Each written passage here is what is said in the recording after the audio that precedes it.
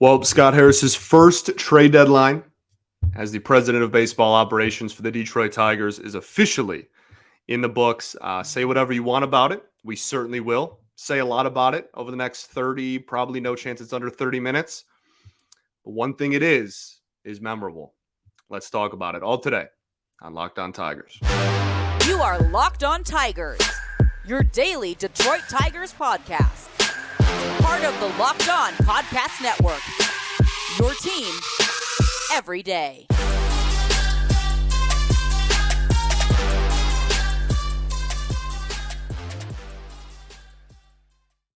What is up, everybody? Welcome back to another edition of Locked On Tigers. I'm, of course, your host, Scott Bentley. Today is Wednesday, August 2nd, 2023. Thank you so much for making Locked On Tigers your first listen. Every single day, we are free and available wherever you get your podcasts, including YouTube, part of the Locked On Podcast Network, your team every day. Today's episode is brought to you by Sleeper. Swing for the fences on Sleeper picks, and you could win up to a 100 times return of your money. Download the Sleeper app and use promo code Locked On, and you will get a $100 match on your first deposit. Terms and conditions apply. See Sleeper's terms of use for details. Currently operational in over 30 states. Check out Sleeper today. Alrighty. Well, you know what? We don't have to do this. Welcome back, everybody. We don't have to do like I set up my shows, right? Like I have like an intro or something at the beginning that kind of sets up and I guess setup really is the phrase. I've already said it 3 times. Why not?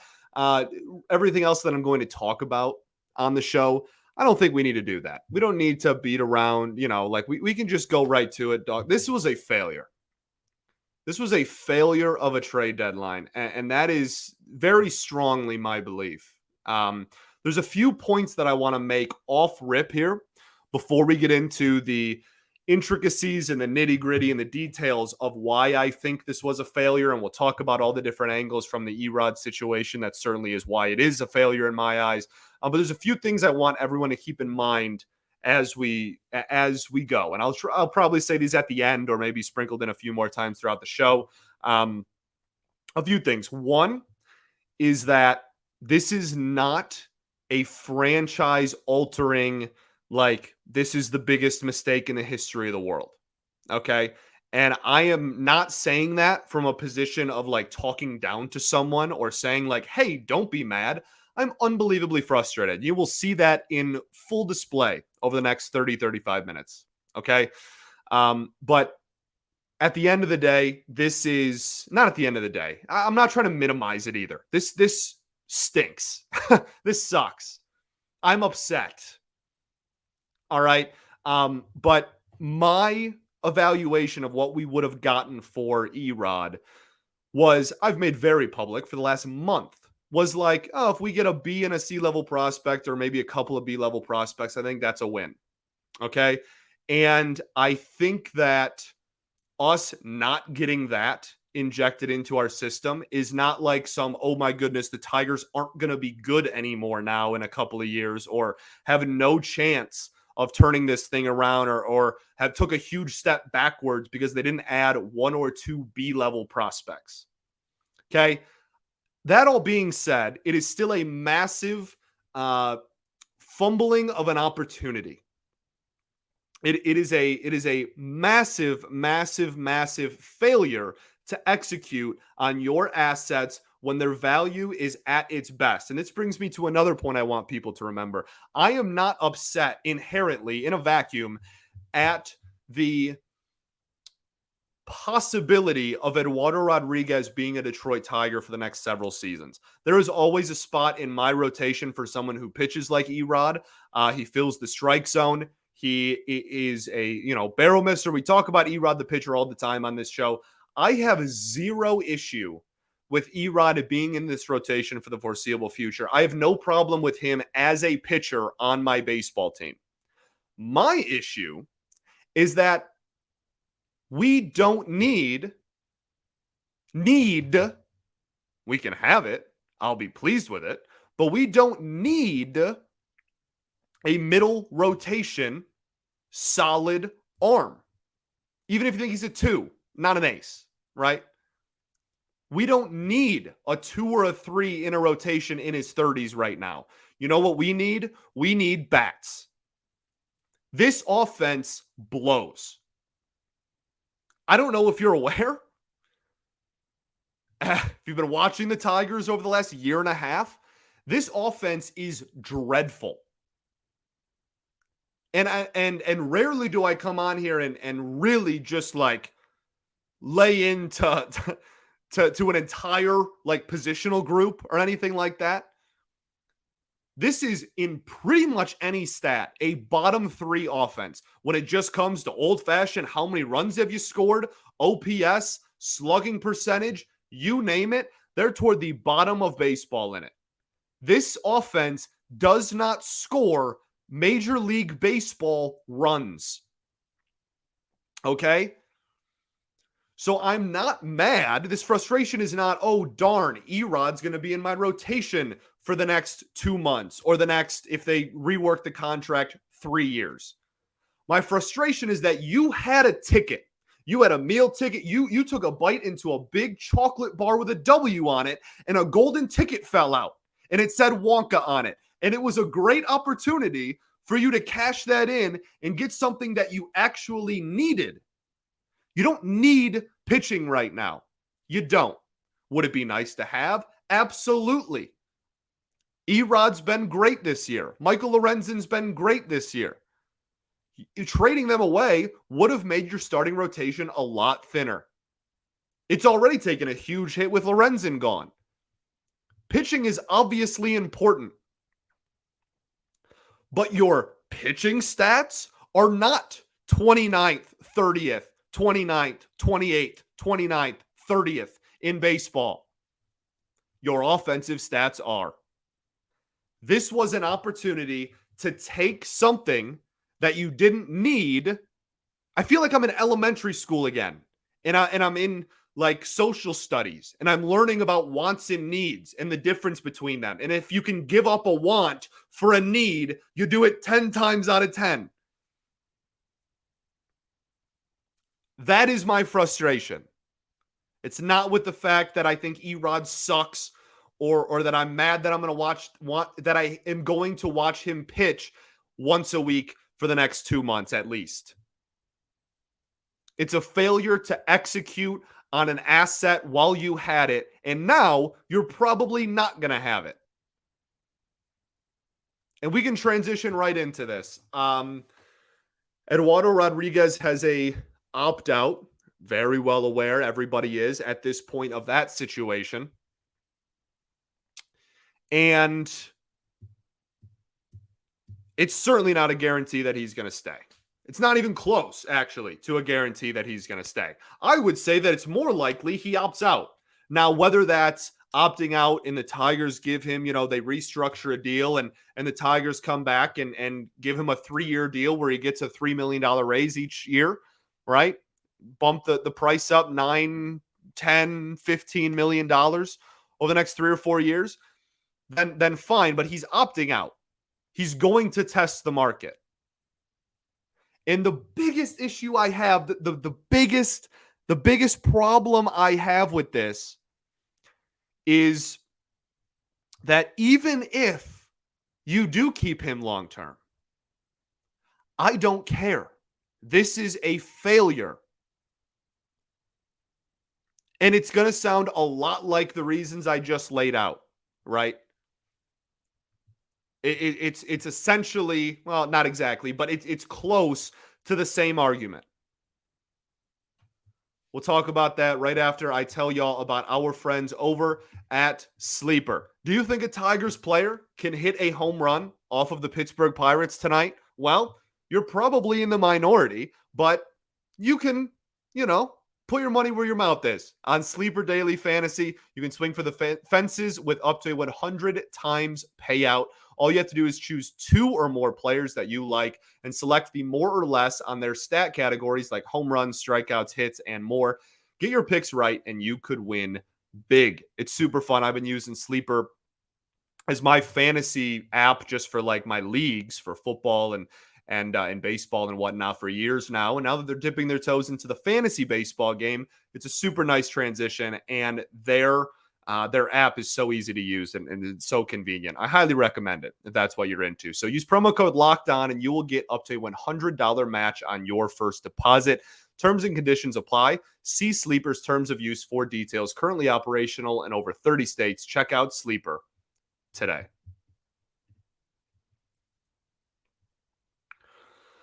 All right, everybody, welcome back here. Segment 2 of Locked On Tigers. I appreciate y'all for tuning in, making us your first listen every single day.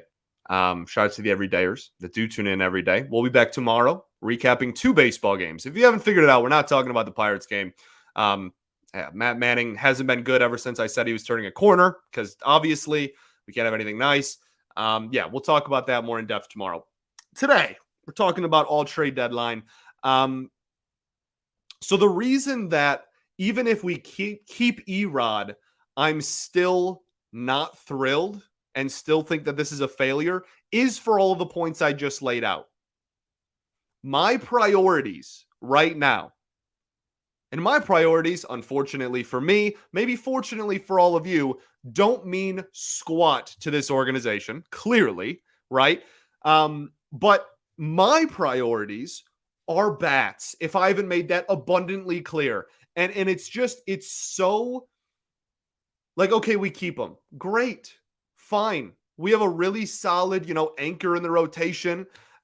He can give you innings, right?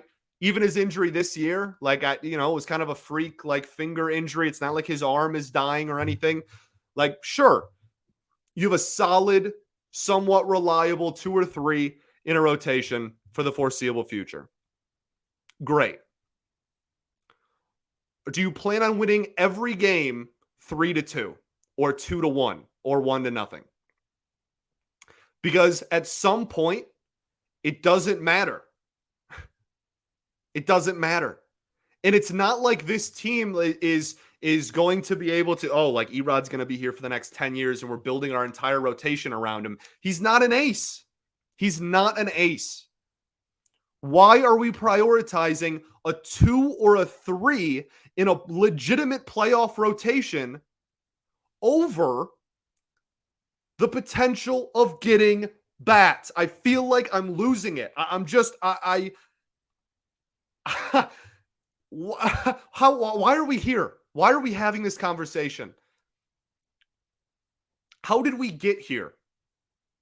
You want to know how I got here? How I got to this show tonight?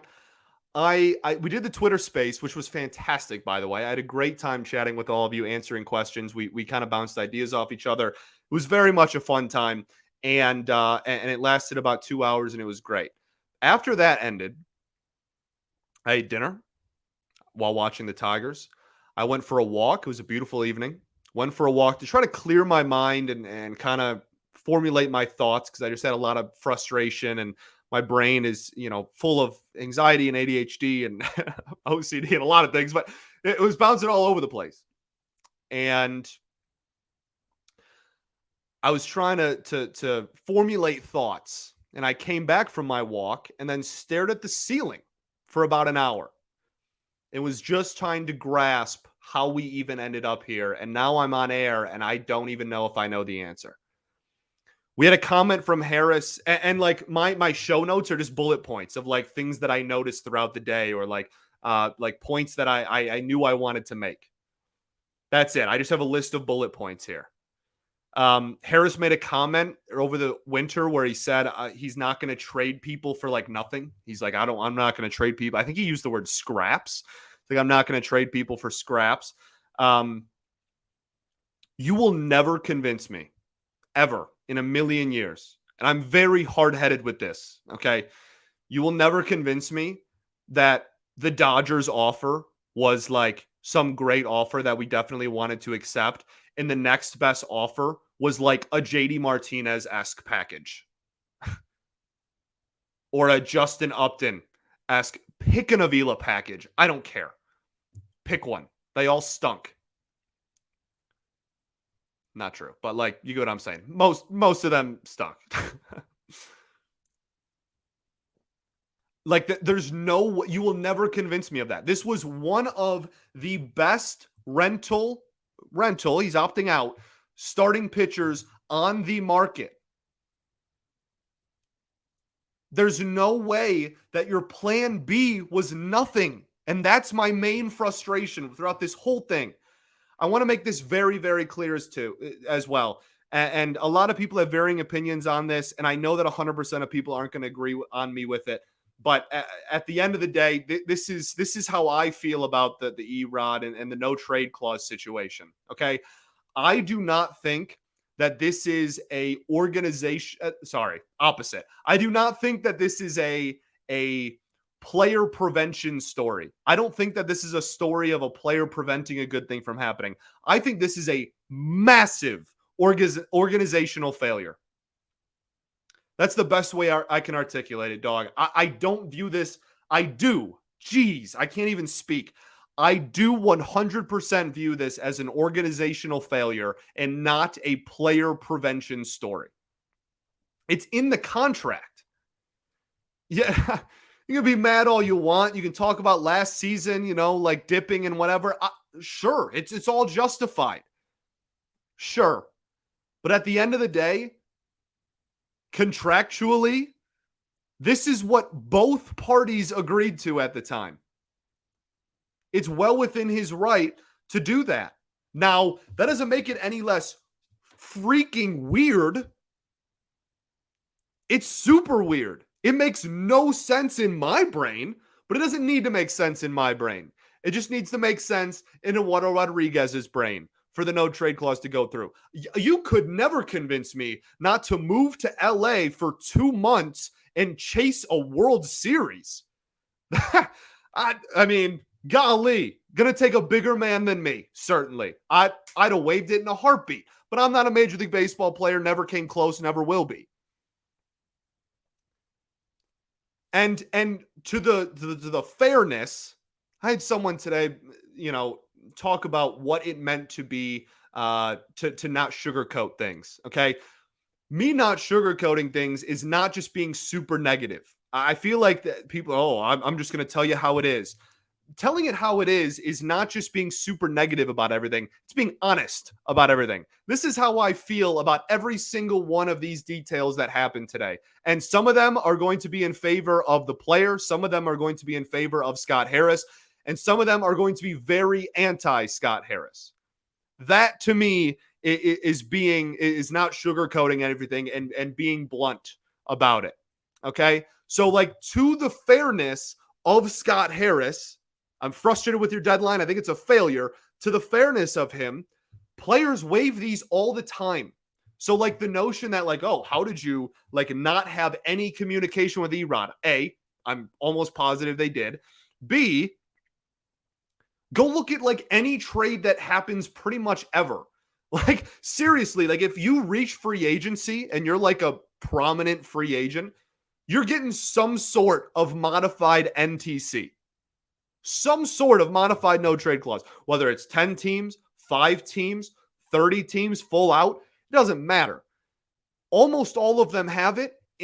At deadlines, almost all of them waive it. The percentage has to be above 90. I'm so confident. It has to be above 90%. You know how many teams just go, hey, man, like, we suck. If you want to go play for a winner, if you waive this, we'll even throw in an extra $50K. Like, you know how many teams do that? All of them. All of them. It happens a million times every deadline and every December and winter meetings. So, like, this notion that, like, oh, well, I'm just frustrated about everything, clearly. Anybody can get it, I guess. Like, I just, this is such a catastrophic. I guess I started the show by saying it's not catastrophic. I'm getting very worked up very easily. I think that the notion that this front office just, like, blindly was like, oh, why would you even operate, or why would you even work with the Dodgers knowing that it was on his list, I'm not upset that they worked out a deal with the Dodgers. Teams do that all the time. Literally, Justin Verlander waived his no trade clause to get traded. Lance Lynn, except like pick a name. It happens literally all the time. People waive them daily. My frustration is that there was somehow no plan B. You get paid a boatload of money to run this team. There are 30 people in the world with your job, big dog, right? 30. You can't even fill a high school classroom with the amount of people that have this title and that run baseball teams, right? It is your job to have a plan B and to go, you know what? We know, we see, it's on our whiteboard. Look, Dodgers, no trade clause team. It's right there. If this happens, what is our fallback option? What's the next best thing we can do? And that's the action you take. And you will never convince me that the next best option was absolutely nothing. And just like, well, we'll try to re-sign him now. That is a massive failure of taking advantage of the market and the asset that you had. Because honestly, I think he's gone. I don't think 20 million to a number 2 or 3 rotation starter in December is going to be on this team's priority list, nor should it be.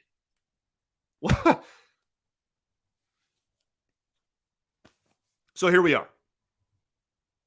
Let's talk about Marg's Sparkling Margaritas, and then we'll get back into this conversation, all right? You guys know that I love a good drink. I'm going to need one after tonight. And, you know, I've been trying to find a replacement to the typical White Claws and High Noons of the world that everybody drinks.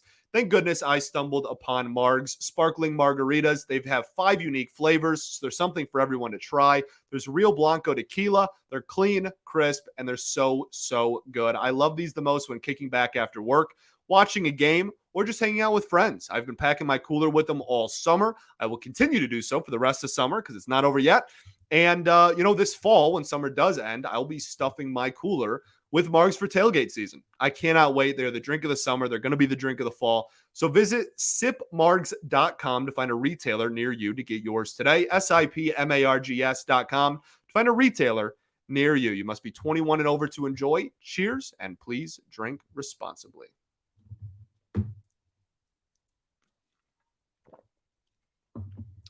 All right, everybody, welcome back here. Third and final segment of Locked On Tigers. If I have really just screwed up my audio and I'm just yelling and you're like, oh my goodness, my ears suck or my speakers are like blown out, I greatly apologize. Lot of emotion on today's show. What else do I have in my bullet points here? We're going to get to the Michael Lorenzen deal as well. As far as Erod, I mean, the only other thing I really have left to say, and just like really doubling down on my point that there's no way there wasn't some sort of offer out there, is I understand the logic of, like we said earlier, like Harris made that quote in December about like, I'm not just going to trade people for nothing. The only, I don't even know if I call it legitimate, but the only semblance of an argument I have seen for not trading Cisnero, Shreve, Erod is to hold your ground in negotiations so that in future negotiations, then other GMs will look at you and be like, oh, well, when this dude says, if you don't make this trade, we're going to hold on to him, he means it. Because look, last deadline, he held on to literally everyone.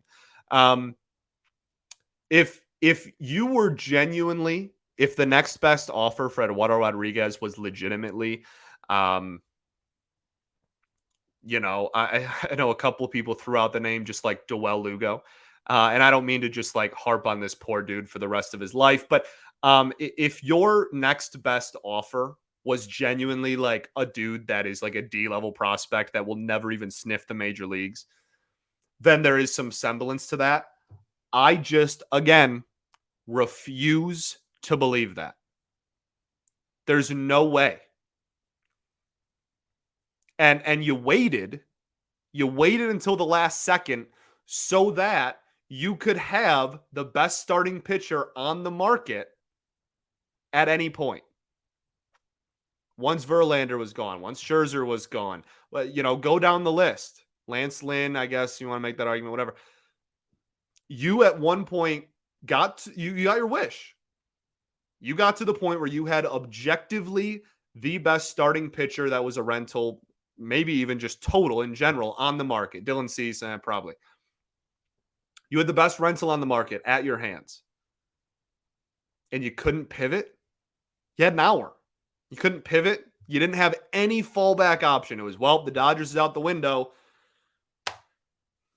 Guess we're OL. Guess we're out of luck. I just don't believe that. Also, this was clearly not the plan. You wanted to trade him. You worked out a deal. This media tour that we're going on, where we're talking in the middle of a Pirates game that we're getting blanked in, is also just as ridiculous to me. This we have Erod and we're pretty fine with it, and it's we're happy that he's still here. He's one of the best left-handed pitchers in baseball, and he's going to help us win ball games over the next 2 months. You've done nothing to prove that you prioritize winning baseball games over the next 2 months. Literally nothing. You traded your second best starter. That's don't stop. Okay. But also we're happy to have him. You tried to trade him. You wanted him not here. Just be honest. I'm just, after 8 years of Al Avila talk, and I want to make this very clear. I'm not comparing these two GMs. Like, Scott Harris has, for me, a long way to go until this dude is just like Al Avila. Okay. And this is not, I've said it a million times already. This is not us not getting a B-level prospect or two for Erod is not the end of the organization. We're going to be all for the next decade. Like, the return was not going to alter the single-handedly alter the direction of the franchise as is. I want to make that very clear. But like this, that's just preposterous to me to just like go around and give like the GM speak answer of like, well, we're happy to have him. It wasn't your plan to have him. What? You didn't want him here anymore as we do currently. What are you talking about? Golly.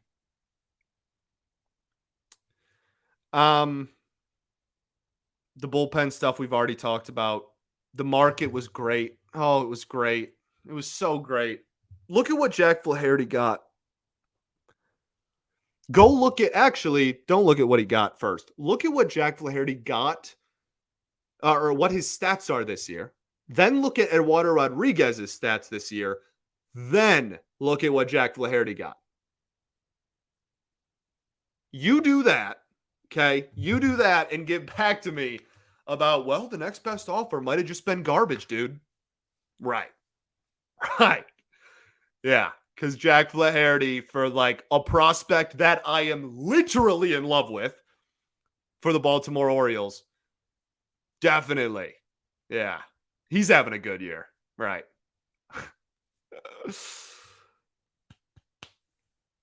Man, no creativity. That's what we'll end on with the Erod discussion before we get into the Michael Lorenzen trade that I actually do like. No creativity, zero. I mean, barely really much of anything. It's hard to have creativity when you don't make any moves. You made 2. One of them was for cash, so you traded one guy, and it's just there was no creativity. There was no Jose Cisnero and Chase and Shreve, thank you for your service. Why are you on my baseball team? And again, like, not that you would have gotten some great return. Like, the guys you would have gotten for that would have been huge projects and probably wouldn't have been impact players at the major league level. I'm not trying to convince you that we would have gotten anything for them, but like, why are they here? No. There was no attaching a reliever onto, like Lorenzen to get more. There was no attaching reliever onto Erod, certainly. There was no attaching a reliever, period. We didn't trade any relievers. We had rental relievers. We had team control relievers. We had a market that was paying well for relievers. We held on to everybody, baby. The 2023 bullpen is our priority. We're 13 games under 500. You best believe it. So that makes no sense to me. But the market was there. The market was there, and there was no creativity on the offense. I mean, again, like I don't need to go through and be like, oh, well, we kept Jake Rogers and we kept Akil Badu and we didn't trade so and so. Like we didn't trade anyone except Michael Lorenzen. We traded one person. Yeah, I don't have to. I don't have to explain. Like you are well aware, just as well as we all are. Okay, is that it? I think that's it for the Erod thing. Um, that all being said, last half hour, all being said, still stand by it, still believe it. Frustration still very real. I still think this is a failure of a deadline. If I were to give a pass-fail grade, it would be a fail. That being said, I failed a lot of tests in school, and we'll end on a little bit of a lighter note because even though I failed a lot of tests in school, I didn't get 0% on any. You can still get questions right and fail a test. And I think that is what we have here in the Michael Lorenzen trade. I think it's really hard to be upset at this trade in a vacuum. If you want to talk about, look, our overall return was just this guy, then like maybe, but I really like this deal, to be completely honest with you. I think that this is good value. The Tigers trade Michael Lorenzen to the Philadelphia Phillies for Hao-Yu Lee, I believe is how you pronounce it. If it's not, obviously no disrespect intended. I just am not familiar with the pronunciation yet. But this is a gamer. By all accounts, is like a total, like for whatever this is worth to you, like gym rat that wants to get better. A lot of people said the same thing about one Riley Green. Certainly am not about to compare this guy to Riley Green. He's not going to be as good as Riley Green. Not my point, but just in the mentality of, like constantly in the gym trying to get better and whatnot. That is something that a lot of people pointed out about him when he was young and coming through the minors as well. So that's nice to see. But yeah, this is he is profiled as a second baseman currently, but a lot of people have mentioned that he has played short, he's played third. He has good hands, right? So the hands are not the problem. The not even really a problem, but the place of development defensively is all footwork. And he actually worked with, I'm pretty sure Rahilio and Chris Brown of Motor City Metrics had said that he was working with Adam Everett, Tigers legend there. Adam Everett, for those who don't know, is like legitimately one of the most underrated defenders ever. Like if you ask any former player that like played with Adam Everett or against Adam Everett, like a lot of people are like, it's the best defender I've ever seen in my life. Like genuinely, like that's a real quote from like former players. So has been working with him about, because he's one of the coaches in the Phillies organization with trying to improve footwork defensively. So we'll see long term. I don't think he'll be a shortstop, but I think he probably is a second baseman, but we'll see. He's definitely going to get a lot of looks at third and probably short at that level in the minors as well. So yeah, but the big thing here is you're getting the profile of the bat. This is a dude that has really solid walk numbers, pretty low strikeout numbers as well. This year in high single A, he has a 10.2% walk rate and 18.6% K rate. That is very, very solid on both fronts. And yeah, I mean, last year had a 12% walk rate in single A. So in almost 70 games, and also a K rate under 19%. So yeah, really solid there. The big question is going to be, is there going to be an uptick in power? Currently, his slugging percentage is 401 in high single A. He had a hand injury. I think he fractured his hand actually, which is definitely a big, that'll kill the power real quick. So once that, we'll give him the winter to recover with that and see if he can maybe grow into his power a little bit. He's got the frame for it. This isn't like some like 5'6" or 7, like really, like doesn't weigh very much kind of guy that doesn't have the muscle to have like home run power. Like he has the frame to project power. And a lot of scouts just all around have said they expect him to kind of have an not that he's ever going to be like some 25 home run guy or anything, but a lot of people think that he is going to have an uptick in power and still has room to grow there. The swing kind of calls for it as well. He's really good at just getting good contact. And if he can grow into the frame a little bit more, then that could be a thing. He's 20 years old. Like I said, currently in high single A. He's got a cool story. Came out of Taiwan, was an international free agent at 18 out of Taiwan.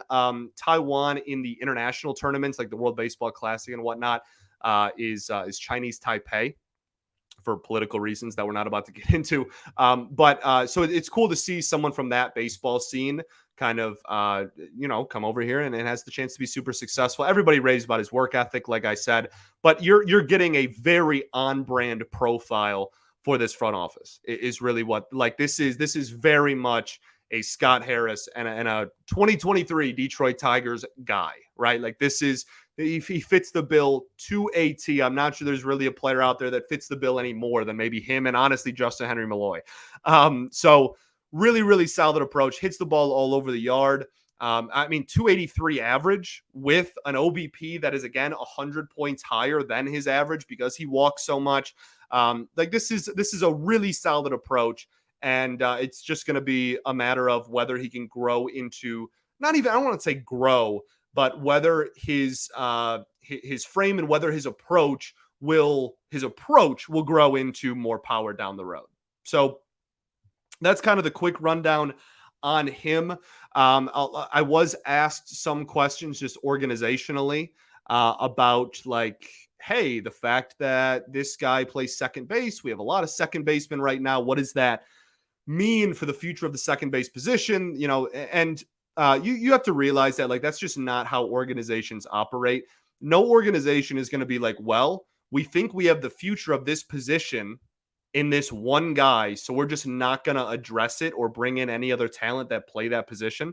First off, he plays 3 other positions like we talked about, but you're not going to be like, oh, like, we're going to put all of our cookies in the Jace Young jar, and if it doesn't work out, then, like, we're just, like, hosed, right? You can't do that. Organizational depth is very, very important. Look at the Orioles. They have like 97 top shortstop prospects, right?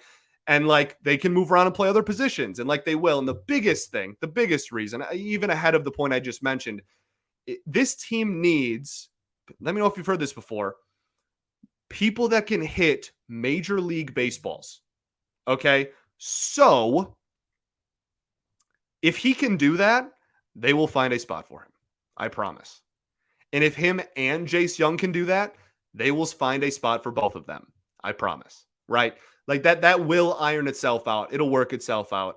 Even if it looks choppy right now on August 2nd of 2023, not all of these dudes are going to turn out. That's just objectively true, right?